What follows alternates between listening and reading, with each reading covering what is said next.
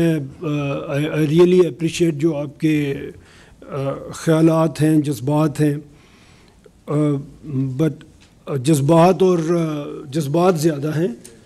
میں نے جو بات شروع کی تھی آپ سے اور جو بات میں کرنا چاہ رہا ہوں، میں تو جیسے میں نے عرض کیا تھا، یہ بات اکیڈیمیا میں چلی، اور یہ کہنا کہ اکیڈیمیا کو کوئی حق نہیں ہے یہ بات کرنے کا، یا مجھے کوئی حق نہیں ہے یہ بات کرنے کا، حق تو ہر کسی کو ہر بات کرنے کا ہے، اور آپ کو اس سے زیادہ حق اس سے اختلاف کرنے کا ہے، اور اسی جذبے کو لے کے ہم آپ کے پاس آئے ہیں۔ اسٹوڈنٹس یونین کی آپ نے بات کی، مجھے لگا یہ سب کچھ میں نے خرابی کی ہے، جو جتنی باتیں ہو رہی ہیں، اور بڑے غصے سے آپ نے باتیں کی، اور میں سمجھ رہا تھا کہ میں قصور یہ سارے کر کے آیا ہوں۔ میں پتہ نہیں آپ میں سے کوئی جیل گیا تھا یا نہیں گیا تھا، جب اسٹوڈنٹس یونین بین ہوئی تھی تو میں جیل گیا تھا۔ میں اسٹوڈنٹس یونین میں رہا ہوں، اور جب توڑی تھی تو میں جیل بھی اس کے لیے گیا تھا، تو مجھے پتہ ہے اس کی حالت کیا تھی۔ لاہور میں جب اسٹوڈنٹس یونین تھی، کسی کالج کے سامنے سے ویگن نہیں گزر سکتی تھی جب تک بھتہ نہیں دیتی تھی۔ جو بڑے بڑے بدماش لاہور شہر میں پیدا ہوئے وہ اسٹوڈنٹس یونین میں پیدا ہوئے، اور وہ بھتے ہی کھاتے تھے۔ میں ابھی بحث لمبی ہو جائے گی، کیا فائدہ ہوگا۔ وہ بہت پہلے پیدا ہوئے۔ جو آخری اسٹوڈنٹس یونین تھی، میں پارٹ تھا جی اس کا، میں سیکرٹری تھا اپنے کالج اسٹوڈنٹس یونین کا۔ میں نے زیادہ قریب سے وہ سب کچھ دیکھا ہوا ہے، کراچی میں نہیں دیکھا، لاہور میں دیکھا ہوا ہے۔ میں بدقسمتی سے نہیں لیتا رہا، میں نہیں لے سکا، میرا اس کے بغیر گزارا ہو گیا۔ تو یہ سب کچھ ہم نے دیکھا ہے، سب نے دیکھا۔ آپ نے ایک چیز سے تو آپ نے اگری کیا نا کہ ہم ڈیلیور نہیں کر سکے اس ملک میں، جو ہم ڈیزرو کرتے تھے وہ ہمیں نہیں مل سکا اس ملک میں، یہ تو آپ سب نے اگری کیا نا۔ ہم کہیں دودھ اور شہد کی نہریں تو نہیں بہا کے لے آئے ابھی تک، یہ ہم سب نے اگری کیا۔ اب اس کا حل آپ کے خیال میں کچھ اور ہے، میرے خیال میں کچھ اور ہو سکتا ہے۔ ہم اس میں ڈیبیٹ کر سکتے ہیں، ہم کسی حل کی طرف بڑھ سکتے ہیں، اور وہ ڈیبیٹ کے بعد ہی حل نکلتے ہیں۔ میں آپ کی ساری باتوں کو اگر ریجیکٹ کر کے یہاں سے اٹھ کے چلا جاؤں گا تو مجھے کیا فائدہ ہوگا، میں کچھ سیکھ کے ہی نہیں جاؤں گا آپ سے۔ ہماری ایک کنٹینیوس ایک کام ہم کر رہے ہیں اکیڈیمیا میں، یہ میں آپ کو کہنا چاہ رہا ہوں۔ ہم یونیورسٹیز میں جا رہے ہیں، 3 دسمبر کو ہماری ریکٹرز کانفرنس ہے اسلام آباد میں، جس میں پورے پاکستان کے یونیورسٹیز کے ریکٹرز آئیں گے۔ یہ جو جتنی آپ نے باتیں کی ہیں وہ ساری ہم نے ریکارڈ کی ہیں، ہم اس سب کے منٹس بنائیں گے۔ آپ سب کے جو جذبات ہیں، خیالات ہیں، ہم اس کو ڈسکس کریں گے، ہم پھر آپ کے سامنے لے کے کبھی آئیں گے، یا ہم رپورٹ بنائیں گے، یا ہم اچھا ایک تو میں ڈسٹریکٹ ابھی ہونا نہیں چاہتا، میں اس کا جواب دیتا ہوں آپ کو بعد میں، ٹھیک ہے۔ ابھی تک وسط اللہ خان صاحب نے فرمایا جو سرکاری اور پرائیویٹ اور جو اسکولوں کی بات، ابھی تک 6.5% بچے ہیں جی جو پرائیویٹ اسکولوں میں جا رہے ہیں، تو اکثریت بیچاری جا رہی ہے پبلک اسکولز میں، لیکن وہاں پہ کچھ ہو نہیں رہا، پڑھائی نہیں ہو رہی۔ اور آپ کو پتہ ہے گورنمنٹ اسکولز کی ایک پالیسی ہے کہ آپ ایڈمیشن ریفیوز نہیں کر سکتے، کسی اسکول میں اگر بچہ چلا جائے تو آپ اس کو ایڈمیشن ریفیوز نہیں کر سکتے۔ اس کا نتیجہ کیا ہے کہ ایک کلاس میں 100 بچہ بھی بیٹھا ہوا ہے، کسی اسکول میں 150 بچہ بھی بیٹھا ہوا ہے۔ آپ کا خیال ہے کہ وہاں پہ پڑھائی ہو سکتی ہے؟ اور اسکول بنانے کا طریقہ آپ کو پتہ کیا ہے کہ ایک ایم پی اے کہتا ہے کہ جی میرے حلقے میں یہاں پہ اسکول بن جائے، ایک CNW ڈپارٹمنٹ ہے وہ جا کے وہاں پہ اسکول بنا دیتا ہے، بننے کے بعد وہ ایجوکیشن ڈپارٹمنٹ کو کہتے ہیں جی یہ اسکول بن گیا، آپ ٹیک اوور کر لیں۔ وہ بتاتے ہیں کہ ہمارے پاس تو نہ بجٹ ہے، نہ ہمارے پاس ٹیچر ہے، نہ ہمارے پاس کچھ ہے، ہم تو اس کو ٹیک اوور ہی نہیں کر سکتے۔ سینکڑوں اسکول آپ کے اس طرح کے ہیں جو بند پڑے ہیں بننے کے بعد، جس میں ڈیرے بن گئے، جس میں کچھ ہو گیا، لیکن طریقہ ہی غلط استعمال کیا گیا۔ ہم جو بات آپ کے سامنے لے کے آئے، میں نے بڑا کچھ لکھا اس میں آپ کی باتوں کو، لیکن ایک ایک کا میں جواب دینا شروع کروں گا تو بات شاید بہت زیادہ لمبی ہو جائے گی۔ میں مختصر ہی آپ سے بات جو کرنا چاہتا ہوں، جب دنیا تو اس پہ کام کر ہی رہی ہے نا، ہم کوئی اکیلے تو نہیں ہیں جو جو اپنے ملک کو چلانا چاہ رہے ہیں یا ایڈمنسٹریشن کے، ہم تو کوئی ماہر لوگ نہیں ہیں، دنیا میں بہت زیادہ اس پہ ریسرچ ہو گئی ہے، دنیا کی بڑی بڑی یونیورسٹیز نے اس پہ کام کیا ہے. وہ کہتے ہیں کہ اگر آپ نے جو ڈیپریویشن کی آپ کی ایک فیلنگ آتی ہے وہ آپ کے بڑے ایڈمنسٹریٹو یونٹس کی وجہ سے آتی ہے. اب آپ سندھ کی بات کر رہے ہیں تو کراچی کچھ کہہ رہا ہے، جیسے آپ نے کہا کراچی کچھ اور کہہ رہا ہے، حیدرآباد کچھ اور کہہ رہا ہے، شکارپور کو کچھ اور شکایت ہے، اور شاید سکھر کو کچھ اور شکایت ہوگی. تو یہ کون سی اس میں گستاخی ہے کہ اگر ہم کہتے ہیں کہ آپ ایڈمنسٹریٹو یونٹ کو چھوٹا کر کے دیکھیں، وہ آپ کے زیادہ قریب ہوگا، آپ کا لیڈر پرفارم نہیں کر سکے گا، آپ کے پاس چانس ہوگا آپ اس کو چینج کر سکیں گے. آج ہمارے پاس مڈل کلاس سے لیڈرشپ نہیں آ رہی، نہیں بن پا رہی. اس لیے نہیں بن پا رہی کہ ہمارے پاس، میں نے پہلے جیسے عرض کیا، انیبلنگ انوائرمنٹ ہمیں ملتا ہی نہیں ہے. آپ کبھی پڑھیں اس کے اوپر جو دنیا نے ریسرچ کر کے دے دی ہے. میرے سامنے بہت کچھ کھل گیا. میں نے ابھی یہ چیٹ جی پی ٹی کھولا تھا آپ کی باتیں سن کے ایک ایک سوال کے اوپر، تو اس نے مجھے اتنی لمبی لمبی ریسرچ اور ریفرنس دے دیے کہ میں پڑھنا شروع کروں گا تو شام ہو جائے گی. لیکن یہ مینجمنٹ کے اصول ہیں دنیا کے اندر کہ آپ ڈی سینٹرلائز کرتے ہیں چیزوں کو. لوکل گورنمنٹ بہت زبردست حال ہے. اب میں لوکل گورنمنٹ کا اسٹوڈنٹ ہوں. میں نے اپنا پولیٹیکل کریئر کاؤنسلر سے شروع کیا تھا. میں 2 دفعہ کاؤنسلر رہا ہوں لاہور میں 2 دفعہ لاہور کا ڈسٹرکٹ ناظم رہا ہوں. مجھے پتہ ہے لوکل گورنمنٹ کس طرح چلتی ہے. اور میں نے یہاں پہ وہ باتوں میں تانے ہوتے ہیں کہ مجھے کسی نے بھیجا ہے، میں کسی کا بھیجا ہوا آیا ہوں.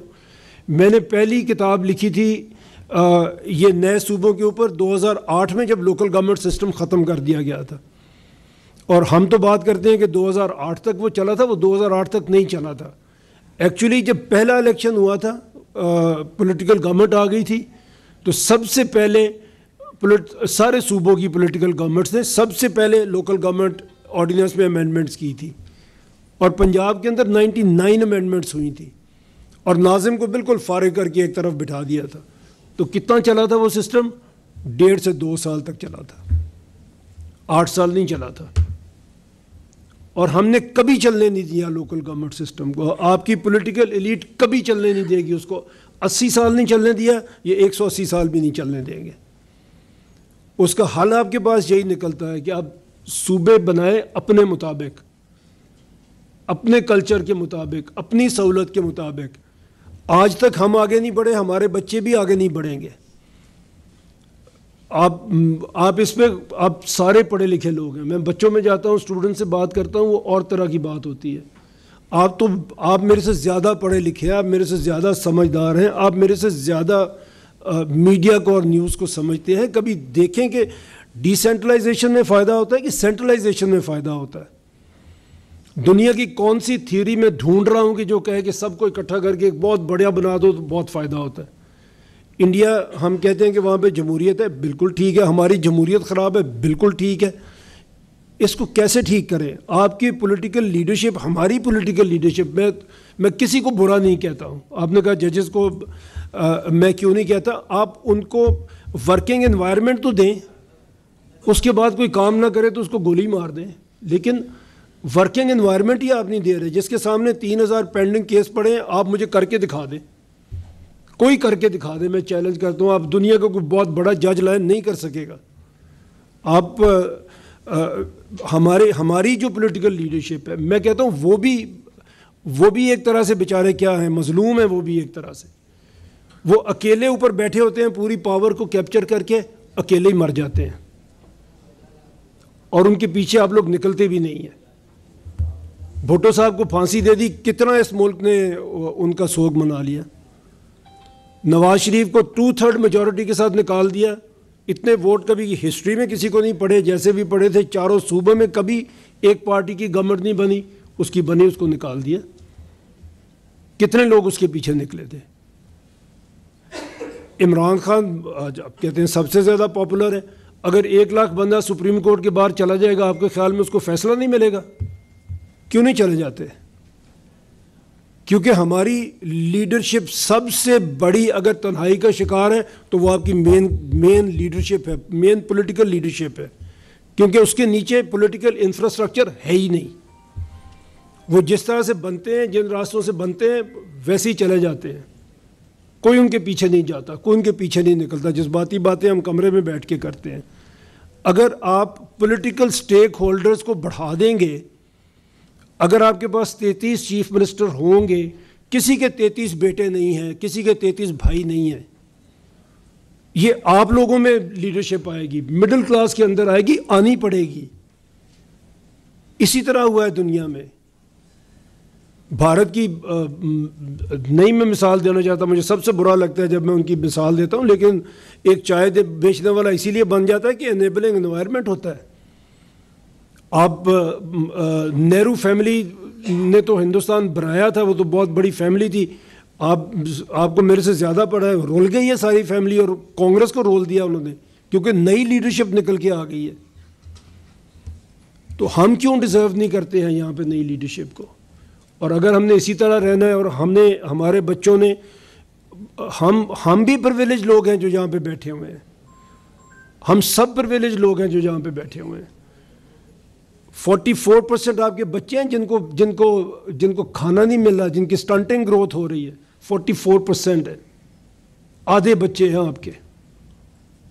2.5 کروڑ بچہ جو آپ کا اسکول نہیں جا رہا، اس میں 31% سندھ کے ہیں. 2.5 کروڑ بچہ آپ نے تو پڑھ لیا، پھر بھی آپ کہیں پہ چلے، پنجاب نے قبول نہیں کیا، سندھ نے کر لیا. جو نہیں پڑھ رہے وہ کدھر جائیں گے؟ وہ ان امپلائیبل ہوں گے. آج سے 15 سال کے بعد آپ کے پاس اتنی بڑی ان امپلائیبل یوتھ ہوگی کہ جو آپ کو آگے بڑھنے نہیں دے گی. شاید آج ہمارے پاس موقع ہے، کل نہیں ہوگا، 10 سال کے بعد بالکل نہیں ہوگا. اور ہمارے بچے جو اچھے اسکولوں میں پڑھ رہے ہیں وہ بھی ترقی نہیں کر سکیں گے، جن کے پاؤں میں یہ 44% سٹنٹنگ گروتھ کے بچے، 2.5 لاکھ بچے جن میں ہر سال اضافہ ہو رہا ہے، وہ اسکول نہیں جا رہے. اور یہ تو 6.5% ہیں جو پرائیویٹ اسکولوں میں جا رہے ہیں. یہ منارٹی کیا کر لے گی؟ یہ بھی نہیں آگے بڑھ سکے گی، کیونکہ اتنی بڑی بڑی زنجیریں آپ ان کے پاؤں میں ڈال دیں گے.